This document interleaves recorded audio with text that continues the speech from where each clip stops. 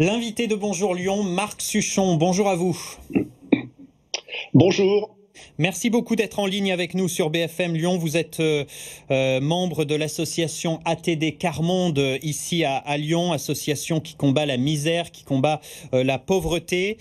Cette crise, elle est particulièrement dure évidemment pour les plus démunis, notamment par rapport à la problématique du logement, des logements petits, parfois surpeuplés. Bien sûr, je crois que vous avez d'entrée de jeu pointé une des grandes difficultés du confinement, qui est comment on vit un confinement dans des logements qui sont sous-dimensionnés par rapport à la taille de la famille. C'est vraiment une préoccupation très importante des familles. Ça veut dire que ce confinement, pour ces familles, c'est un cauchemar. On est les uns sur les autres, il y a un risque sanitaire. Alors, il peut effectivement y avoir cette dimension que vous soulignez. Il y a aussi les risques latents de violence à l'intérieur des familles. Il y a aussi les difficultés inhérentes au suivi pédagogique par rapport à l'absence d'école qui se fait dans certains endroits sentir de façon extrêmement prégnante. Emmanuel Macron, justement, veut rouvrir les écoles à partir du 11 mai parce que l'école à distance, dit-il, creuse les inégalités. C'est donc un constat que vous faites vous aussi. Ça veut dire quoi? Que certains parents n'ont pas les capacités de jouer les profs, j'allais dire, de prendre le relais. Certaines familles n'ont pas le matériel. Alors, c'est effectivement un cumul de handicaps, si on peut dire.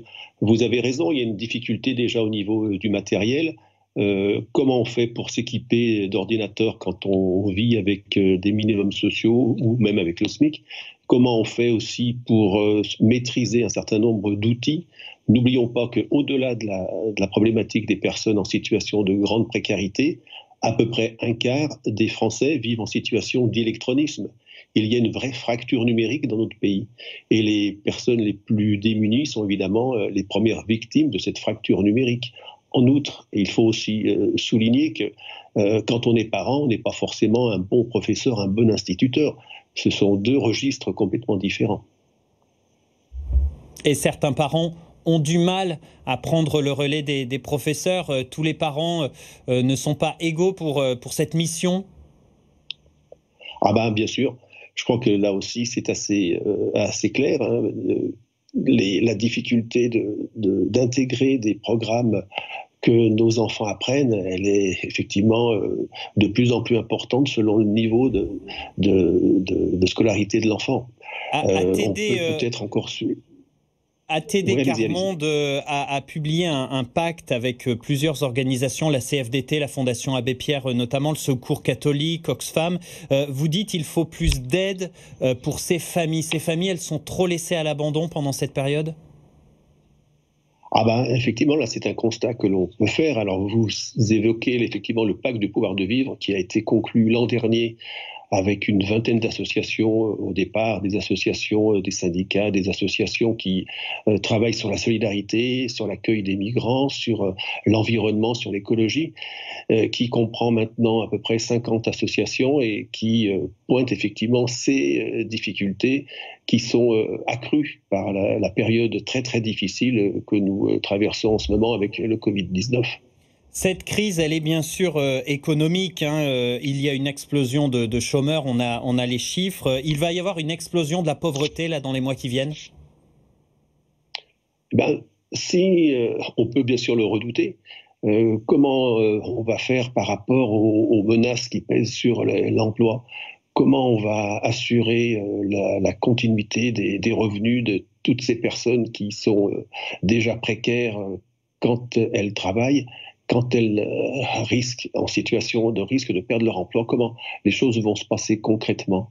C'est une vraie question, une vraie difficulté devant laquelle tout le monde va se trouver.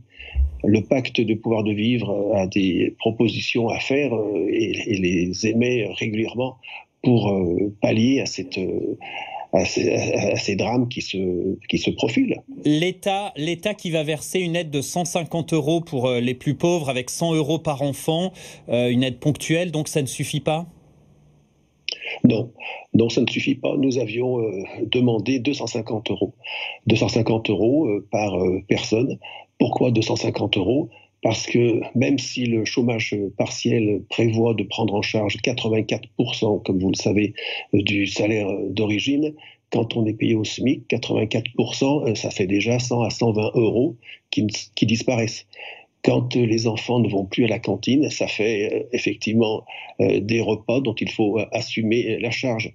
Les charges de chauffage, d'électricité, etc., de téléphonie également augmentent.